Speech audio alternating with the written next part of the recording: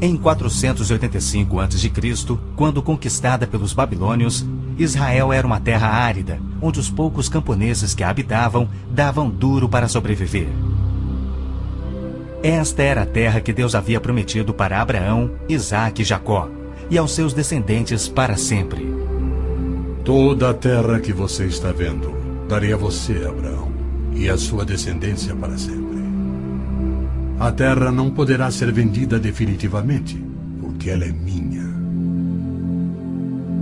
O povo que orgulhosamente habitava a terra prometida foi dizimado, espalhado e levado à Babilônia, onde passou 70 anos, conforme predito por Jeremias.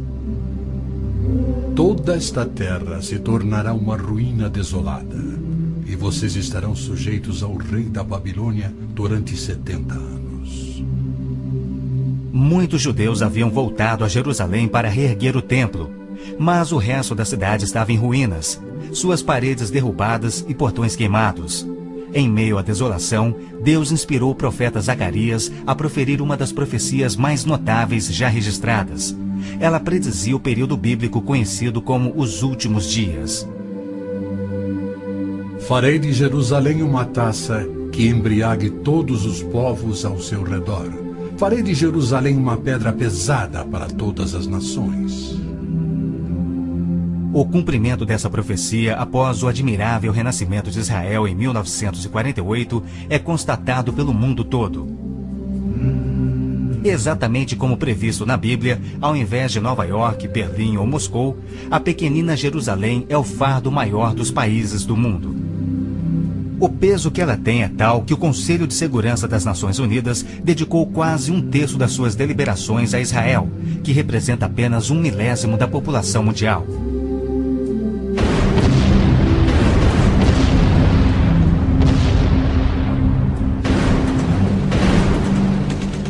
Jerusalém não seria o problema número 1 das Nações Unidas se a nação de Israel fosse facilmente intimidada, mas os seus militares são os melhores do mundo. Naquele dia farei que os líderes de Judá sejam semelhantes a um braseiro. Eles consumirão todos os povos ao redor. O Senhor protegerá os que vivem em Jerusalém.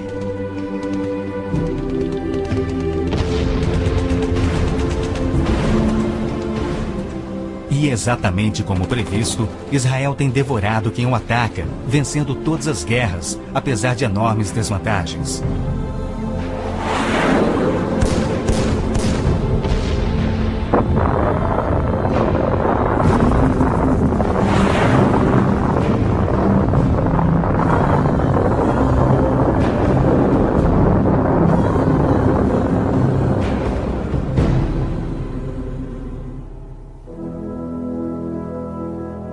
O anjo Gabriel revelou a Daniel que Jerusalém seria reconstruída e que após 483 anos viria o Messias.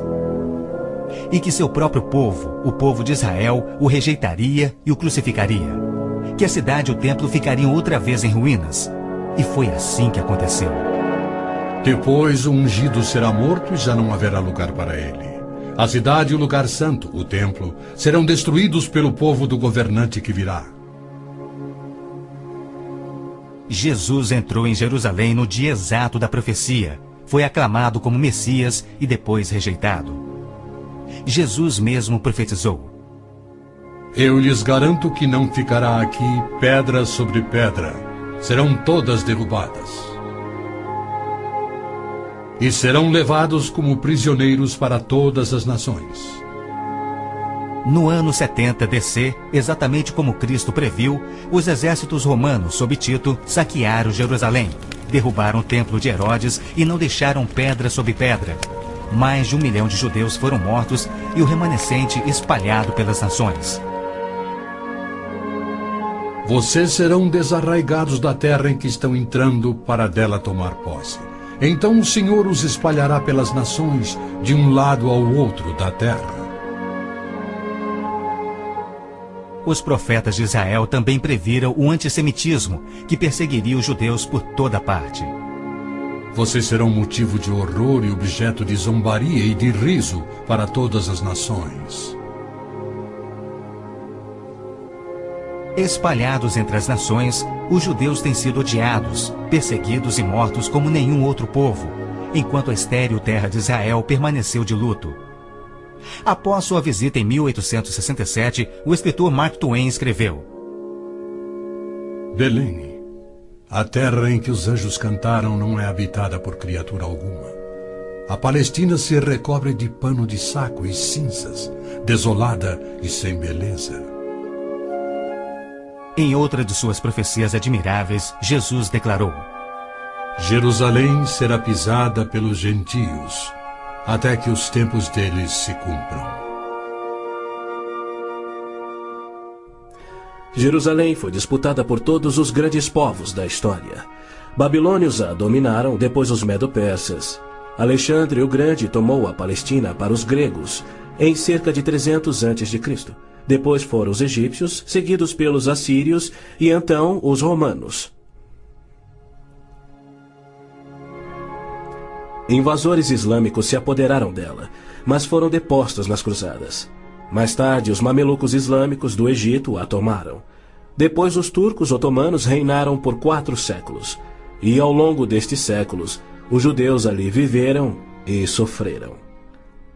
O pleno cumprimento das profecias bíblicas sobre Israel, Jerusalém e os judeus é a prova incontestável da existência de Deus e da veracidade bíblica. Muitos pensam que as cruzadas católicas libertaram a Terra Santa para os judeus, quando, na verdade, massacraram os judeus e tomaram a terra para a Igreja Católica.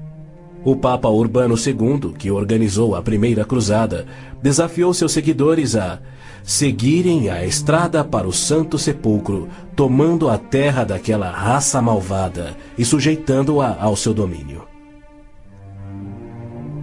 Hordas de voluntários, ostentando a bandeira da cruz, massacraram os judeus, a linhagem terrena de Cristo. Isso por todo o trajeto a Jerusalém. O líder da cruzada, Godofredo de Bouillon, jurou que se vingaria pelo sangue de Cristo, matando até o último dos judeus. Ao tomarem a cidade de Davi, seus homens perseguiram os judeus até a sinagoga e atearam fogo nela. Os papas subsequentes trataram os judeus como leprosos sem qualquer direito. Entre estes, Pio VII, Leão XII, Pio VIII e Gregório XVI. O abuso de Hitler contra os judeus alemães antes da Segunda Guerra descortinou um antissemitismo fervilhante que se estendeu por todo o mundo. Ao navio transatlântico St. Louis, abarrotado com 1.100 refugiados judeus, foi negado acesso a todos os portos nas Américas do Sul, Central e do Norte. 700 destes tinham vistos de imigração para os Estados Unidos, porém o presidente Roosevelt os enviou de volta para morrerem nos fornos de Hitler.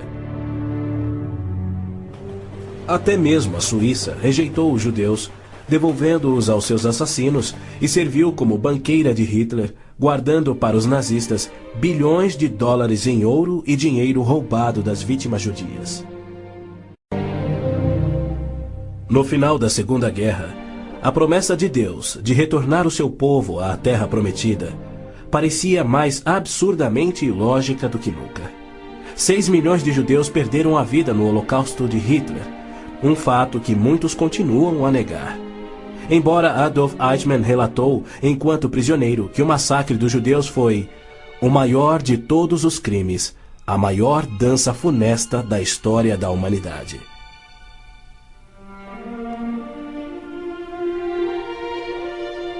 E o mais incrível é que, após a guerra, centenas dos esqueléticos sobreviventes, libertados dos campos de extermínio, foram mortos em toda a Europa. Porém, Deus não esquecera das suas promessas. De 1945 a 1948, apesar de um cruel bloqueio naval inglês, 10 navios antigos contrabandearam 70 mil sobreviventes do Holocausto para dentro da Terra Prometida. Nas palavras de um dos sobreviventes, os velhos navios e a frota britânica eram ameaças menores que a vida na Europa. Pela primeira vez em anos tínhamos um propósito: a criação de um Estado judeu.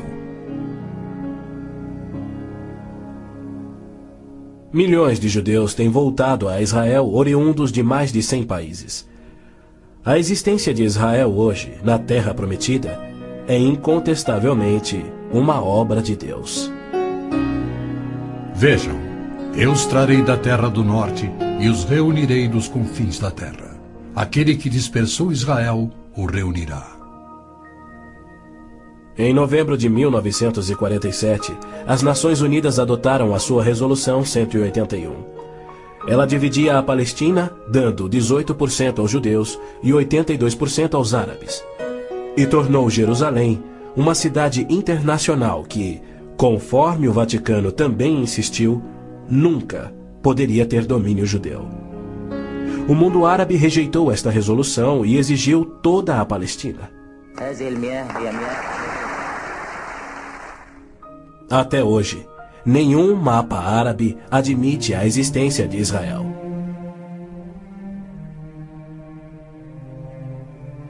Em 14 de maio de 1948, Israel declarou sua independência. E foi imediatamente invadido por 6 nações árabes. Seus soldados eram várias vezes mais numerosos que os colonos judeus e tinham superioridade indiscutível em armas, tanques e aviões. Tendo recebido da ONU uma faixa estreita e indefensável de terra, rodeada de inimigos dispostos a exterminá-lo, Israel deveria ter sido aniquilado.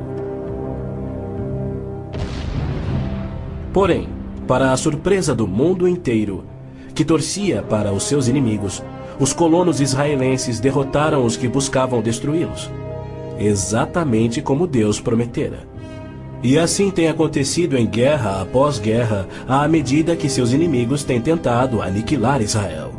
Sim, é isto mesmo. A aniquilação é o seu propósito declarado. Os muçulmanos têm como dever religioso a exterminação dos judeus. Eles sonham com sua destruição e promovem festividades para honrar os assassinos dos inocentes cidadãos de Israel. O fundamentalismo islâmico começa a varrer o nosso mundo. O próprio Maomé declarou: A última hora não virá antes que os muçulmanos lutem contra os judeus e os muçulmanos os matem. Mas por que a imprensa chama os terroristas muçulmanos de radicais e extremistas? Na verdade, eles apenas estão sendo fiéis ao islamismo. O Corão ordena: Não tomeis por confidentes amigos os judeus nem os cristãos. Matai os idólatras, os não muçulmanos, onde quer que os acheis. Capturai-os, acossai-os e espreitai-os.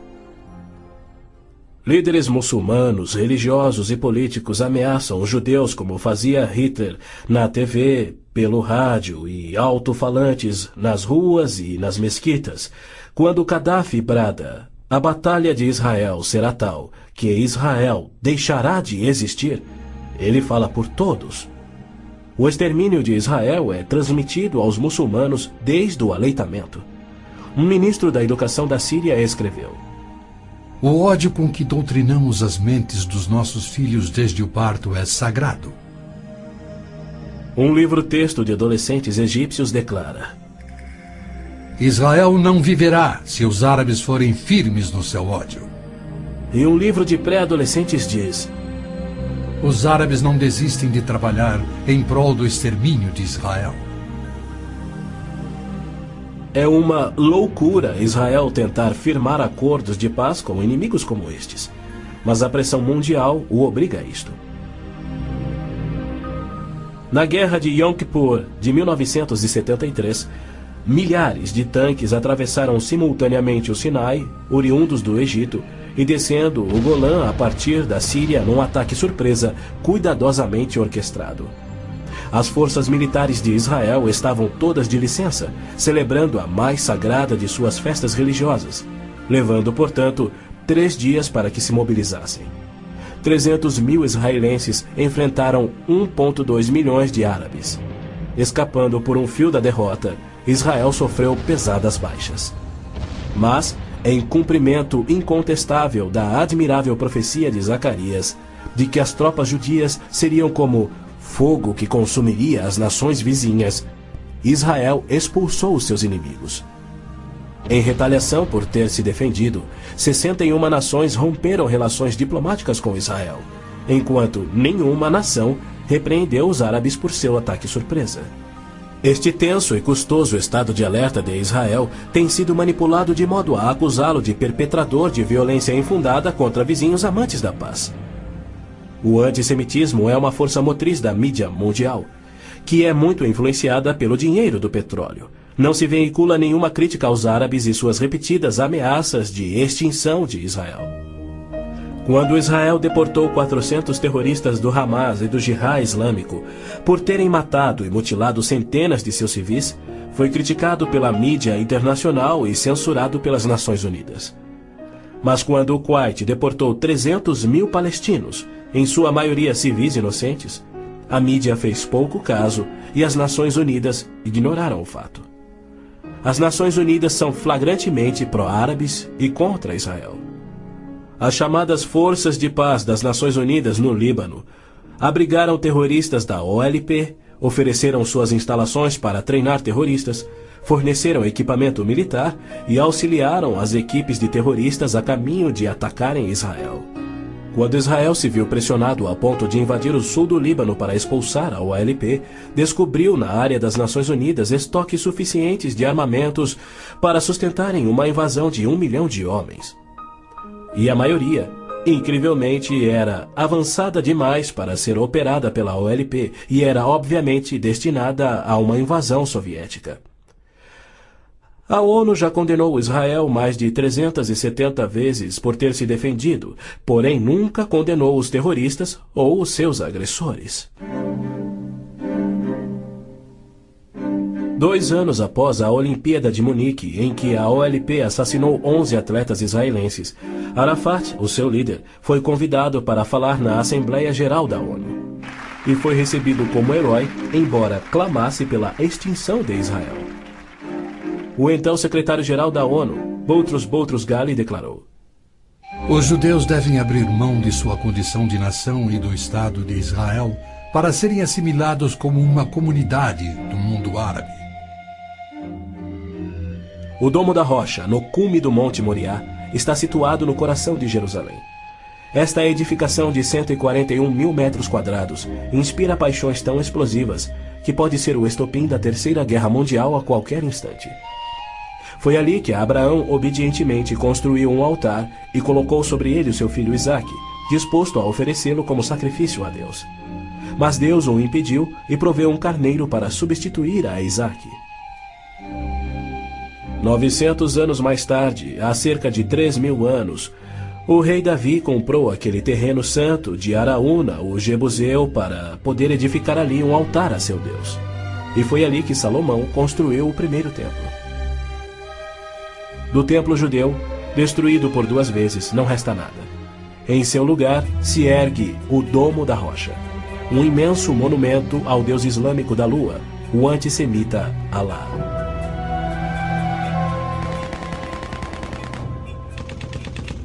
Em 1967, quando Israel capturou o leste de Jerusalém e junto com ele o Monte do Templo, isto parecia contradizer a profecia de Cristo de que Jerusalém seria pisoteada pelos gentios até a sua vinda. Mas, incrivelmente, Israel imediatamente devolveu o Monte do Templo aos cuidados do rei Hussein da Jordânia. Este, por sua vez, o confiou a Yasser Arafat e a sua OLP em 1994.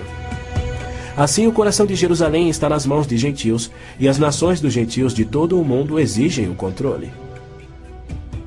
Uma das principais tensões no Oriente Médio, hoje em dia, é a questão do chamado povo palestino.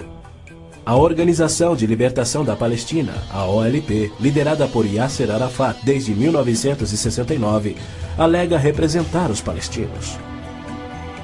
A OLP declara: Nosso conflito com o inimigo sionista não surge em função da demarcação de suas fronteiras, mas sim da própria existência de Israel. A OLP, como todos devem saber, é uma organização islâmica de terrorismo. Ela treinou as gangues de assassinos de Idi Amin, que mataram 300 mil cristãos negros em Uganda. Na verdade, a maioria das organizações terroristas em todo o mundo foram treinadas pela OLP. Arafat cometeu seu primeiro assassinato aos 20 anos. Sob sua liderança, a OLP se tornou a maior, a mais rica, a mais violenta e a mais sangrenta das organizações terroristas já conhecidas. Em 1970, a OLP tinha 55 bases na Jordânia, e seu terrorismo contínuo contra os civis jordanianos era tão maligno que o rei Hussein a atacou com suas tropas de beduínos, e após semanas de sangrentas batalhas, expulsou a OLP para o Líbano. Ali, a OLP aniquilou as cidades cristãs de Damour, Beit Malá, Tal Abbas e outras. A mídia fez vistas grossas ao seu reinado de terror no Líbano. A imprensa internacional foi ameaçada e se manteve em silêncio. Os que ousaram divulgar a verdade tiveram mortes brutais. Larry Buckman e Sean Turan, da TV ABC, Mark Trion, da Rádio Belga Livre, Robert Pfeffer, da revista Der Spiegel, e outros. Cerca de 300 mil civis libaneses foram mortos e mais de 100 mil das jovens sobreviventes foram engravidadas por estupros da OLP antes que Israel a expulsasse. Porém, novamente, Israel foi censurado. Ladies and gentlemen, Mr. Arafat, Chairman of the Executive Council of the Palestine Liberation Organization, His Excellency Yitzhak Rabin, Prime Minister of Israel, the President of the United States. Quaisquer tratados de paz com a OLP têm como propósito único enganar Israel. O modelo que os muçulmanos seguem hoje foi dado por Maomé. Em 628, ele firmou um tratado de paz de 10 anos com sua tribo Quraysh, em Meca. 2 anos mais tarde, ele atacou Meca, matando os homens e escravizando as mulheres e crianças. Arafat declarou publicamente: Em nome de Alá, eu não considero o acordo de paz entre a OLP e Israel mais do que o acordo assinado entre nosso profeta Maomé e a tribo Quraysh. A paz para nós implica na destruição de Israel. O primeiro passo é fingir a paz para ganhar territórios dentro de Israel, de onde possa lançar sua destruição final. Por incrível que pareça, Arafat e seus assassinos da OLP têm sido eximidos e celebrizados pela mídia mundial.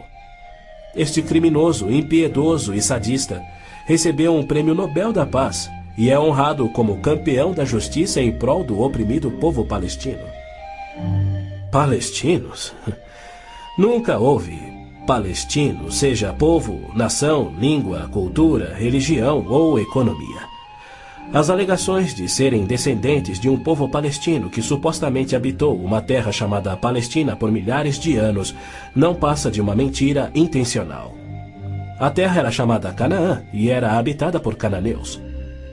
E o que fora Canaã tornou-se a terra de Israel quando Deus a entregou ao seu povo. Porém, uma história revisada que oculta a verdade é promovida nas melhores enciclopédias e livros, incluindo publicações cristãs.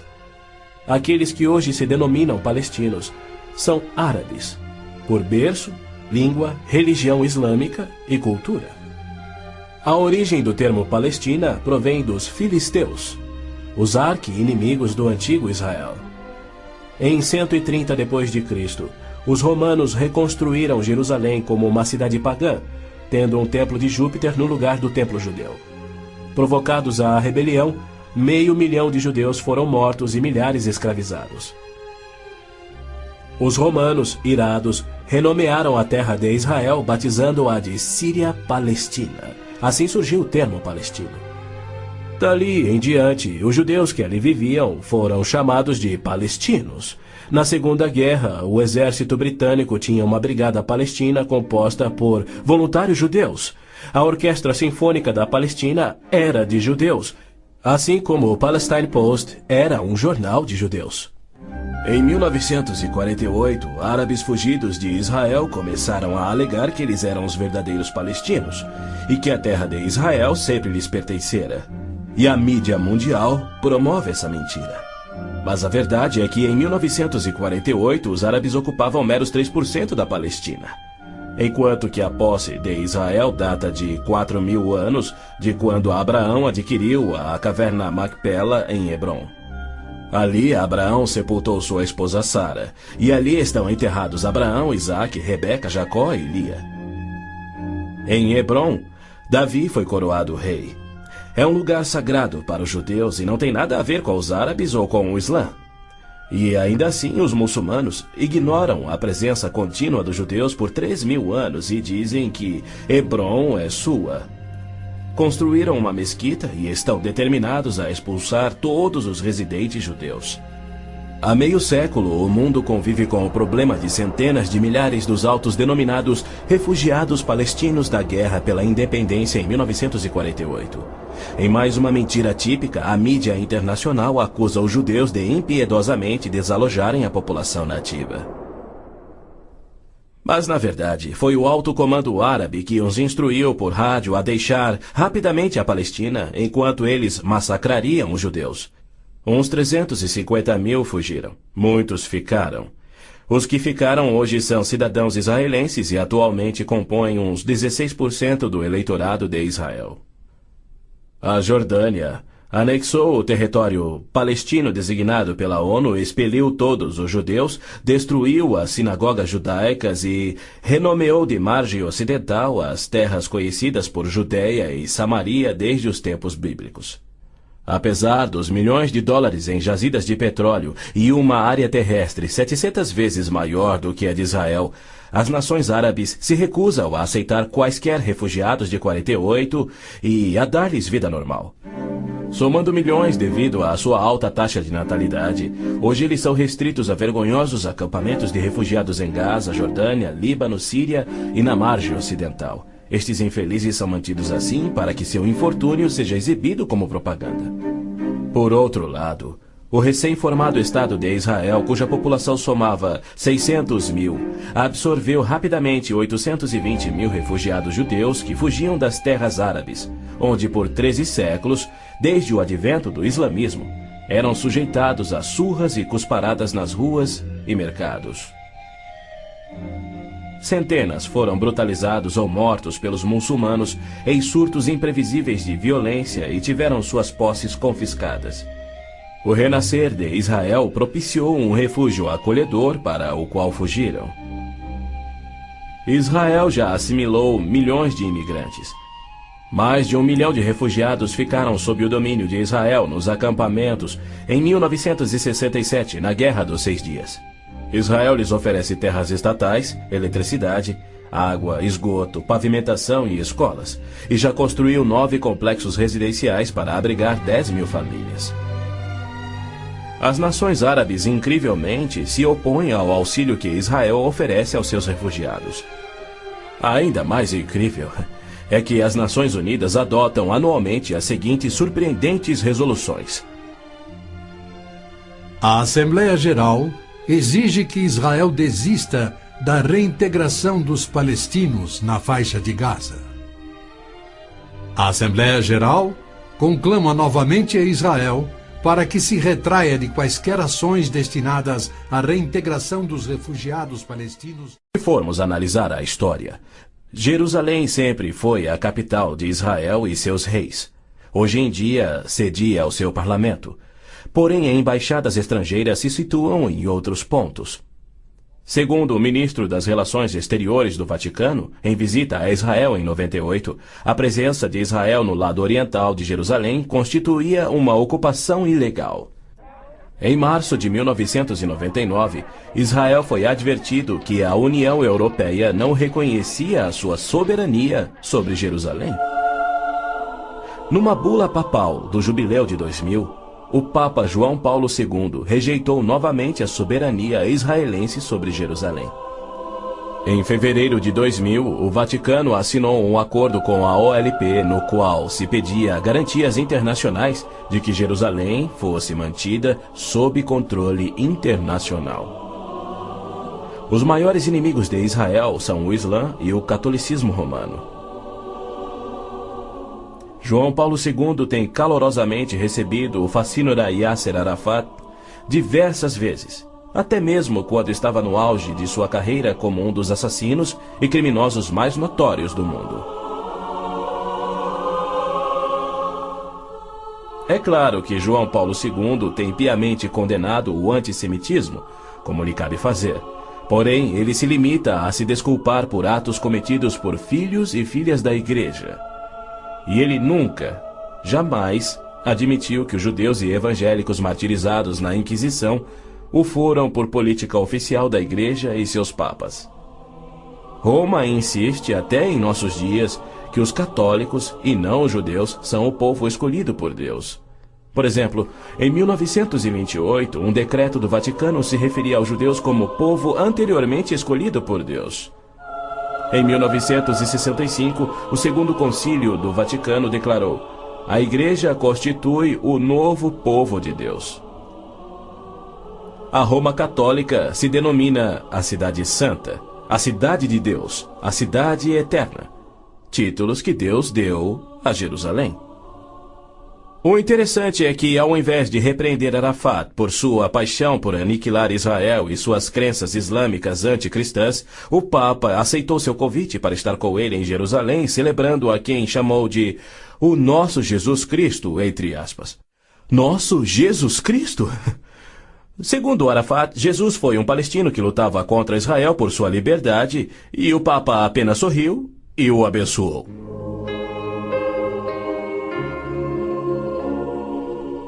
Os judeus culpam a Cristo e aos cristãos pelo antissemitismo do catolicismo romano.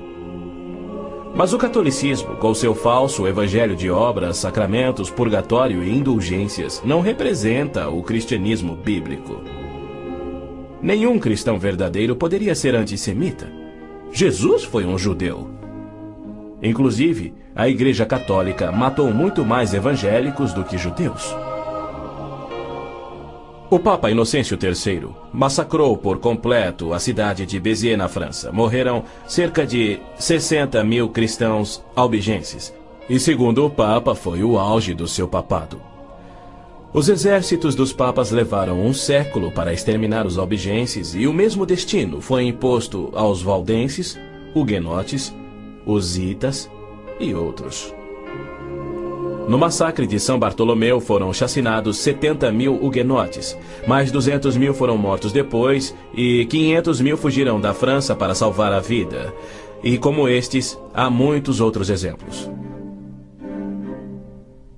Hitler não assassinaria os 6 milhões de judeus se os séculos do antissemitismo romano não tivessem preparado o caminho. Em 26 de abril de 1933, Hitler relembrou aos representantes do Vaticano, Bispo Börning e Monsenhor Steinmann, que por 15 séculos Roma considerara os judeus parasitas a serem exterminados, e que ele lhes oferecia uma solução final para o problema dos judeus. Antes de se tornar o Papa Pio XII, o cardeal Eugênio Pacelli, núncio papal da Alemanha, entregou dinheiro do Vaticano a Hitler para formar o partido nazista. Ao se tornar Papa, Pacelli enviou uma mensagem de apoio ao Führer.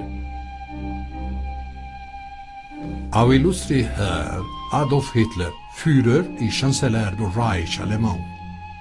É com grande prazer que recordamos os muitos anos passados na Alemanha como núncio apostólico, ocasião em que fizemos de tudo para estabelecer relações harmoniosas entre a Igreja e o Estado. Agora, suplicamos ainda mais fervorosamente para alcançarmos este alvo. Era 1939 e os abusos de Hitler, bem como suas intenções para os judeus, já eram conhecidos em todo o mundo.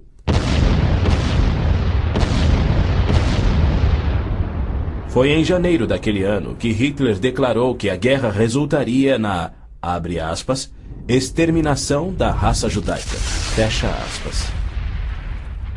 Die Völker noch einmal in einen Weltkrieg zu stürzen, dann wird das Ergebnis nicht der Sieg des Judentums sein, sondern die Vernichtung der jüdischen Rasse in Europa. Após 4 anos, em 22 de junho de 1943, enquanto pairava a fumaça de judeus incinerados nos céus da Europa, O Papa Pio XII, em contraposição à promessa de Deus, escreveu ao presidente Roosevelt tentando dissuadi-lo de tornar a Palestina em terra judia. Não existe precedente histórico para justificar o regresso de um povo a uma terra deixada 19 séculos antes. Se os hebreus desejam um lar, não seria muito difícil encontrar um território que lhes sirva melhor que a Palestina. Com o aumento da população judaica naquela região, graves novos problemas surgiriam. Sem precedente histórico, Deus o havia prometido. Pio XII nunca condenou o Holocausto em público. Tampouco buscou dissuadir Hitler do seu intento de aniquilar os judeus. Porém, ele se manifestou, de forma bem enfática, contra o regresso dos judeus à terra de Israel, que Deus lhes dera como herança eterna. Do mesmo modo, Pio X declarou em 1904: Não podemos reconhecer os judeus como povo. Em 1919, o cardeal Pietro Gasparri, secretário de Estado do Vaticano, escreveu: O perigo que mais nos amedronta é o da criação de um Estado judaico na Palestina. E quanto ao Islã, esta religião de violência tem sempre forçado conversões pela espada. Após a morte de Maomé, a maioria dos árabes abandonou o Islã, dando origem às famosas guerras da apostasia. Abu Bakr, o primeiro califa a suceder Maomé, matou dezenas de milhares de ex-muçulmanos buscando reimplantar o Islã. Até o início do século VIII, os ferozes guerreiros do Islã haviam tomado a maioria do Oriente Médio, muito da África e haviam quase conquistado a Europa. A violenta natureza do Islã é vista ainda hoje em multidões bradando "Alá é grande" e infligindo terror e morte sobre os não-muçulmanos. O Islã está por trás da maior parte do terrorismo no mundo. Hoje em dia, multidões muçulmanas periodicamente massacram milhares de cristãos, queimando e saqueando as suas terras.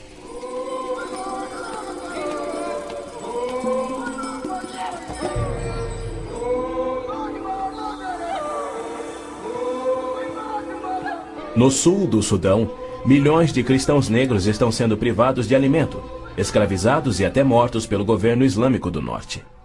É verdade que os judeus foram mortos durante as cruzadas, mas isso foi contra o ensinamento de Cristo e seu divino exemplo. Já os terroristas muçulmanos matam como forma de obediência a Alá, em obediência ao Corão e ao ensino e exemplo de Maomé. Qualquer estudioso muçulmano concordará ser o dever sagrado de todo muçulmano em todas as eras praticar guerra santa o quanto for possível para forçar o mundo inteiro à submissão ao Islã.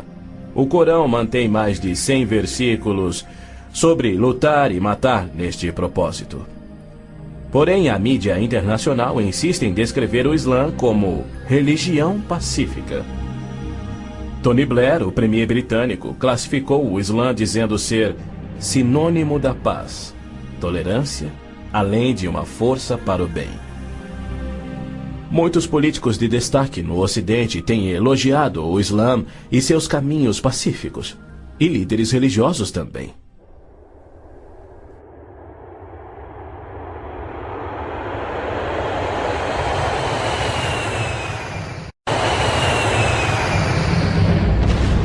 Os inusitados atos de guerra praticados por terroristas contra os Estados Unidos em setembro de 2001 resultaram em declarações de políticos que diziam ser necessário distinguir entre terrorismo causado por grupos extremistas, fanáticos, e a religião islâmica em si, que é pacífica.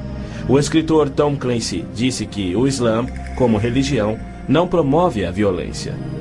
Uma declaração incrível frente aos ensinos contidos no Corão, os de Maomé, e a violência contínua que historicamente caracteriza o avanço do Islã.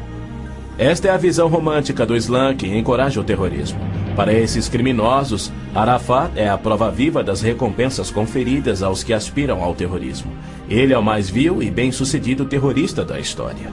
A OLP detinha o recorde do maior sequestro aéreo, 4 aeronaves numa única operação, apenas igualado em 2001. o maior número de reféns, 300 pessoas na mesma operação e outros recordes que se mantêm até hoje. O número de pessoas baleadas num aeroporto, o maior resgate pago, 5 milhões de dólares pagos pela Lufthansa.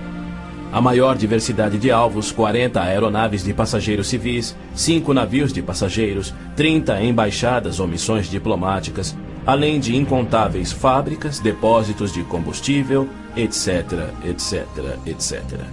Ao invés de ser julgado como réu em corte internacional, assim como os nazistas e líderes sérvios, os sangrentos atos de Arafat atraíram a ONU, a União Europeia e incontáveis líderes políticos e religiosos para o seu lado contra Israel e lhe outorgaram o Prêmio Nobel da Paz. O que confere a pilotos habilidosos a coragem e o ímpeto de se apoderarem de jatos comerciais e arremetê-los contra edifícios civis ou militares. Ou outros que se suicidam explodindo ônibus em Tel Aviv. Somente uma coisa: a garantia islâmica do paraíso para os que morrem na jihad. Aos mártires, o Islã promete um palácio de marfim contendo 70 mansões, cada mansão contendo 70 casas e em cada casa uma cama com 70 lençóis. E em cada lençol uma linda virgem que recupera sua virgindade a cada vez que o mártir a possui. Lhe é prometido que o seu apetite para o sexo e alimento será igual ao de 100 homens. Os meninos muçulmanos ouvem essa promessa desde a infância. Ela lhes confere a coragem inconsequente que os faz treinar e executar ações terroristas suicidas para infligir morte e destruição sobre os chamados inimigos de Alá. Quando este mundo reconhecerá que o Islã é que é o culpado? E quando os muçulmanos que desprezam o terrorismo perceberão estarem seguindo uma religião terrorista, conforme a história comprova? Os muçulmanos têm continuamente se torturado, se combatido e se matado. Nos 8 anos de guerra entre o Irã e o Iraque, foram usados milhares de toneladas de gás venenoso e as mortes somaram mais do que as da Primeira Guerra Mundial. Nos territórios da OLP tomados de Israel, não há liberdade de consciência, de expressão, de religião ou de imprensa e nem voto democrático. E isto caracteriza todos os países islâmicos. Na Arábia Saudita, no berço do islamismo, não se admitem judeus. Cidadania é privilégio muçulmano. É vedada a construção de templos que não sejam islâmicos e, segundo a lei universal do islamismo, a pena de morte é oficial e é destinada ao muçulmano que se converte a qualquer outra religião. Não se pode carregar uma Bíblia nas ruas da Arábia Saudita ou realizar estudo bíblico em seu próprio lar. Mas o Islã é a religião que mais cresce no Ocidente. Na Inglaterra, congrega-se mais em mesquitas do que em templos cristãos. Da mesma forma, muitas mesquitas nos Estados Unidos têm contato com bases secretas de treinamento terrorista para que a Jihad faça da América um país islâmico. O Islã rejeita o Deus da Bíblia e nega a divindade de Cristo ou que ele morreu por nossos pecados, alegando que um discípulo sósia tomou o lugar de Cristo na cruz e que Cristo foi levado vivo ao céu e que deverá voltar a esta terra para morrer um dia. O cristianismo deve ser subjugado pela força. O Corão diz: matai os idólatras, os não muçulmanos. Onde quer que os acheis, espreitai-os. Combatei aqueles que não creem em Alá. Observem bem, assim é o Islã. Porém, segundo Robert Schuller, se ele voltasse daqui a 100 anos e descobrisse que seus descendentes eram muçulmanos, ele não se importaria. Ele pregou sua mensagem de Natal em 99 na grande mesquita de Damasco, segurando a mão do grão mufti islâmico. Mais tarde, quando entrevistado por Larry King, Schuller disse animadamente ter sentido a afinidade espiritual além de uma concordância de fé e filosofia, e se referia a esse líder muçulmano anticristão. A Bíblia diz que Deus deu a terra prometida ao seu povo escolhido, os judeus. Já o Islã diz que Alá deu estas terras aos árabes. Assim se desdobra um tremendo conflito entre o Deus de Abraão, Isaque e Jacó, que ama os judeus, e o Deus de Maomé, que odeia os judeus e pede a sua destruição. O conflito real não é entre judeus e árabes, mas entre o Deus da Bíblia, cujo nome é Javé, e o Deus do Corão, chamado Alá. 12 vezes no texto bíblico Deus refere-se a si mesmo como o Deus de Abraão, o Deus de Isaque e o Deus de Jacó. Então, Javé declarou a Moisés: diga aos israelitas, o Senhor, o Deus dos seus antepassados, o Deus de Abraão, o Deus de Isaque, o Deus de Jacó enviou-me a vocês. Esse é o meu nome para sempre, nome pelo qual serei lembrado de geração em geração. É Satanás que tem inspirado 3.000 anos de antissemitismo. Se os judeus fossem destruídos, o Messias não poderia nascer. Mesmo após a vinda de Cristo, se Satanás destruísse os judeus, Javé seria um mentiroso, incapaz de cumprir sua promessa de restaurar a terra a Israel para que dali Cristo reinasse no trono de Davi na sua segunda vinda. A integridade de Deus tem a ver com a sobrevivência de Israel. Embora não conste uma única vez no Corão, há mais de 800 menções de Jerusalém na Bíblia. Dela é dito repetidas vezes ser o local em que Javé, o Deus da Bíblia, estabeleceu o seu nome para sempre. Yasser Arafat alega que Jerusalém tem sido uma cidade árabe há milhares de anos, quando na realidade ela nunca o foi. Em julho de 1889, constou no jornal Pittsburgh Dispatch que, dos 40.000 habitantes de Jerusalém, 30.000 eram judeus e a maioria do restante era cristã. Quando Israel declarou sua independência em 1948, havia 100.000 judeus vivendo na Jerusalém antiga. Ela foi fundada há 3.000 anos por Davi, o grande rei de Israel, e se manteve uma cidade judia desde então. Não é à toa que mais de 40 vezes a Bíblia se refere a Jerusalém como sendo a cidade de Davi. Ali Deus estabeleceu o trono de Davi para sempre. E naquele trono, o Messias, descendente de Davi, deverá reinar sobre Israel e o mundo. O Senhor Deus lhe dará ao Messias o trono de seu pai Davi, e ele reinará para sempre sobre o povo de Jacó. Jerusalém é um cálice de tontear porque líderes mundiais rejeitam o Deus bíblico e seu plano de paz para Jerusalém e o mundo.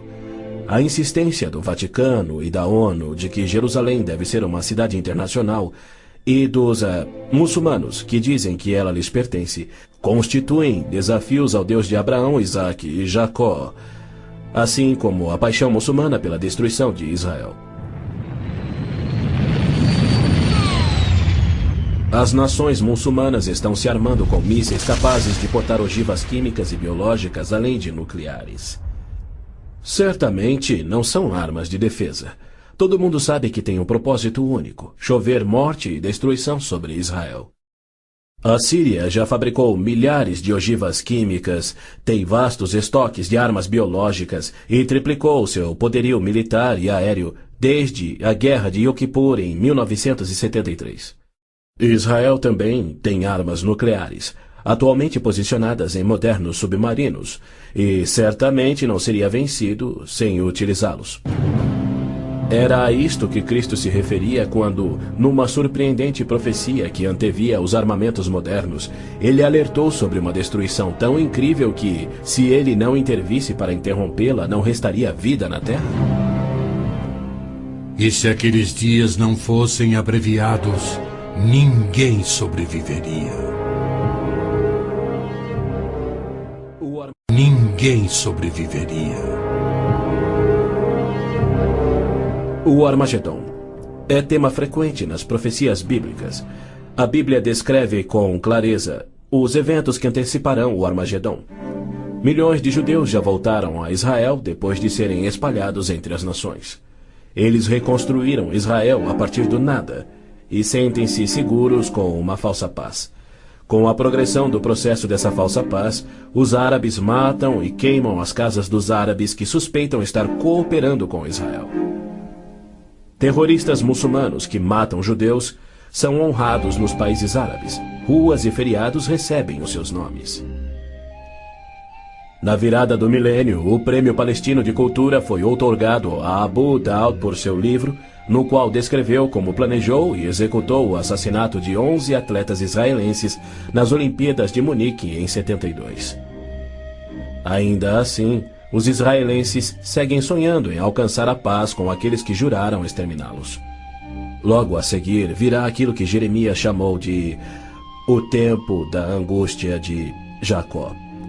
Exércitos do mundo, sob o anticristo, serão trazidos ao Armagedon por Javé, no intento de puni-los por terem odiado, perseguido e matado o seu povo Israel, e para disciplinar Israel por sua descrença.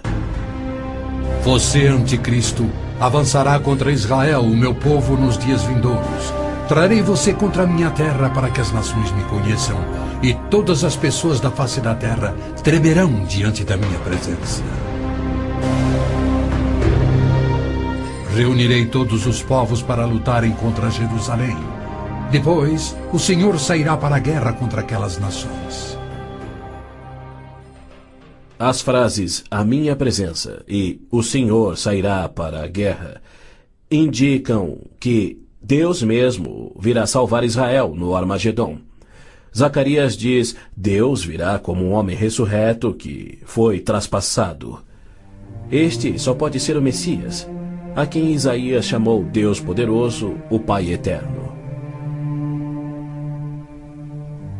Ouça novamente as previsões dos profetas judeus sobre a rejeição do Messias, sua crucificação pelo seu povo e sua morte pelos pecados do mundo.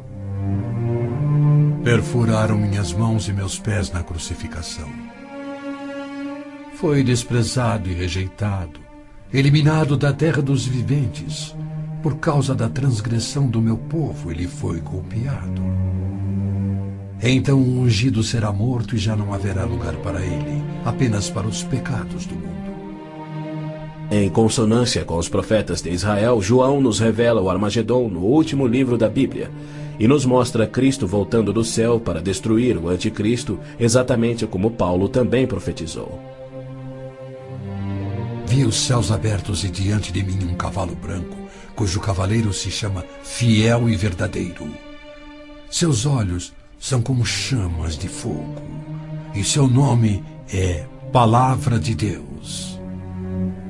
Então vi a besta, o anticristo, os reis da terra e os seus exércitos, reunidos para guerrearem contra aquele que está montado no cavalo e contra o seu exército. Mas a besta foi presa, e com ela o falso profeta. Os dois foram lançados vivos no lago de fogo.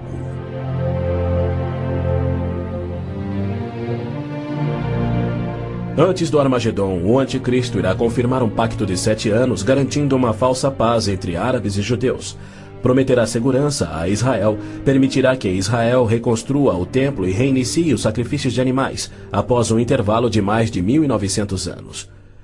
O anticristo quebrará seu pacto, cessará os sacrifícios, colocará a sua imagem no templo, declarando ser Deus e exigindo ser adorado. Os que se recusarem morrerão. Com muitos ele fará uma aliança que durará uma semana. No meio da semana ele dará fim ao sacrifício e à oferta. Então será revelado o homem do pecado, chegando até a assentar-se no santuário de Deus, proclamando que ele mesmo é Deus. Foi-lhe dado poder para fazer que fossem mortos todos os que se recusassem a adorar a imagem. A que semana Gabriel se referia? Quando isso acontecerá? Ele disse a Daniel que após 70 semanas ou 490 anos, toda a profecia se cumpriria, Israel seria restaurado e jamais voltaria a desonrar a Deus. No final das primeiras 69 semanas de anos, ou seja, 483 anos, o Messias viria e seria morto. O tempo seria contado a partir da data em que o rei da Babilônia concedeu a autorização para a reconstrução de Jerusalém. A partir da promulgação do decreto que manda restaurar e reconstruir Jerusalém, até que o ungido, o líder, venha, haverá 7 semanas e 62 semanas. Neemias diz ter recebido autorização para a reconstrução de Jerusalém no mês de Nissan do 20º ano do rei Artaxerxes, ou seja, em 445 a.C. No domingo, 6 de abril de 32 DC, dia em que se completavam exatos 483 anos, hoje o chamado Domingo de Ramos, Jesus entrou em Jerusalém. Não num cavalo branco, conduzindo uma insurreição contra Roma, como os autoproclamados messias tentaram e os judeus queriam, mas num jumento, humildemente trazendo a salvação dos pecados, conforme Zacarias havia predito. Alegre-se muito, cidade de Sião. Exulte, Jerusalém. Eis que o seu rei vem a você, justo e vitorioso, humilde e montado num jumento, um jumentinho, cria de jumenta. Foi no dia 10 de Nissan, que era o dia em que os cordeiros pascais eram tirados do rebanho, que Jesus entrou em Jerusalém e apresentou ele mesmo ao seu povo. 4 dias mais tarde, quando Israel sacrificava os cordeiros, ele, o Cordeiro de Deus, cravado numa cruz, se entregou pelos pecados do mundo, cumprindo a profecia de Moisés. No 14º dia do mês, quando toda a comunidade de Israel irá sacrificar o cordeiro ao pôr do sol. É fato histórico indiscutível que Jesus entrou em Jerusalém num jumento no dia profetizado, foi aclamado como Messias, foi rejeitado por Israel e crucificado conforme os profetas haviam predito. Como resultado, foram postergados os planos que Deus tinha para Israel na 70ª semana de Daniel. Hoje vivemos na época que Cristo chamou de Tempos dos Gentios, pois Jerusalém é uma cidade internacional dominada por não-judeus. E Cristo tem construído a sua igreja, composta tanto por judeus quanto gentios que creem em seu nome. Somente quando esta igreja for arrebatada para os céus, conforme prometido por Cristo, é que terá início a 70ª semana de Daniel. Israel tem profundos problemas espirituais e morais, há hostilidade entre judeus religiosos e seculares e uma desilusão crescente com o judaísmo, especialmente entre a juventude. Israel sofre com drogas, pornografia, prostituição, juventude rebelde, estupros, roubos e assassinatos. Israel precisa se voltar em arrependimento para o Deus de Abraão, Isaque e Jacó.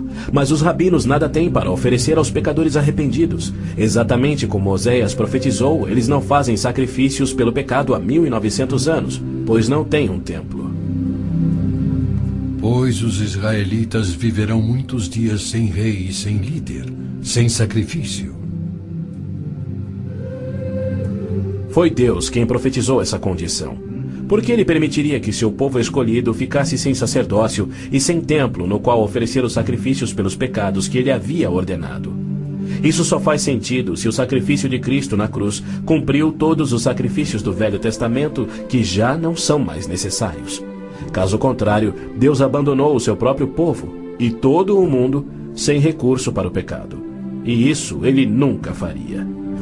As escrituras hebraicas contêm mais de 300 profecias, indicando quando e onde o Messias nasceria e como reconhecê-lo quando ele viesse. Cada uma destas foi especificamente cumprida ao pé da letra na vida, morte e ressurreição de Jesus de Nazaré. Se ele não for o Messias, então não existe o Messias. Pois foi Cristo que no dia exato, revelado pelo anjo Gabriel a Daniel, entrou em Jerusalém num jumento, foi aclamado Messias, depois rejeitado e crucificado conforme profetizado. Segundo as escrituras do próprio povo de Israel, aqueles que esperam a primeira vinda do Messias já estão atrasados em 1900 anos. A única esperança de Israel está na sua segunda vinda, e podemos ter certeza de que, havendo gerado a nação de Israel, Deus irá cumprir o seu propósito. Havendo gerado a nação de Israel, Deus irá cumprir o seu propósito. Pois ele declara: Pode uma nação nascer? Acaso faço chegar a hora do parto e não faço nascer, diz o Senhor? Acaso fecho o ventre? Tragicamente, muitos judeus só crerão no seu Messias no Armagedon. Quando Javé aparecer em pessoa para salvar Israel da destruição pelos exércitos, eles reconhecerão finalmente ser o Messias, aquele que foi traspassado e morto pelos seus pecados e que ressuscitou como o próprio Messias predito pelos seus profetas, a quem rejeitaram. Então todos os judeus ainda vivos irão crer. Mas para todos aqueles, judeus e gentios, que morrerem sem crer nele, tragicamente não restará esperança.